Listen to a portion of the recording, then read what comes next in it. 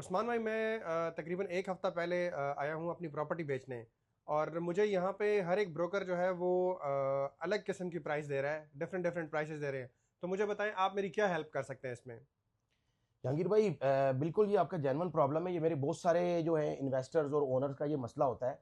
आपकी प्रॉपर्टी की value, brokers का उसमें कोई कसूर नहीं है। आपकी प्रॉपर्टी खुद डिसाइड कर दी है कि उसकी वैल्यू क्या होनी चाहिए।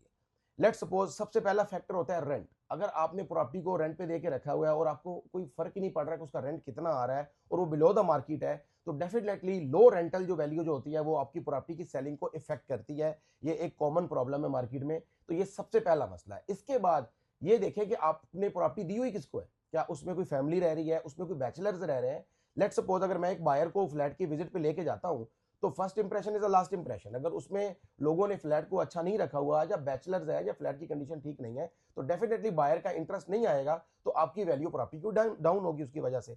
और जो उसका नेक्स्ट जो वो जरूरी चीज है उसके अंदर, कि आपने जब प्रॉपर्टी परचेज की थी तो उस वक्त आपने देखा था कि आपने क्या लिया है, प्रॉपर्टी की लोकेशन क्या है, प्रॉपर्टी किस फ्लोर पे है, किस लोकेशन के हिसाब से है, तो उसके हिसाब से आपकी वैल्यू डिसाइड होती है। तो इसमें ब्रोकर्स का कोई कसूर नहीं है। हर ब्रोकर अपने एंगल से प्रॉपर्टी को देखता है और अपने हिसाब से आपको वैल्यू देता है। कोई लो रेंटल को देखता है तो उसको प्रॉपर्टी की वैल्यू अच्छी नहीं लगती। किसी फ्लैट में इतने बैचलर हैं कि हम उस फ्लैट को दिखा ही नहीं सकते।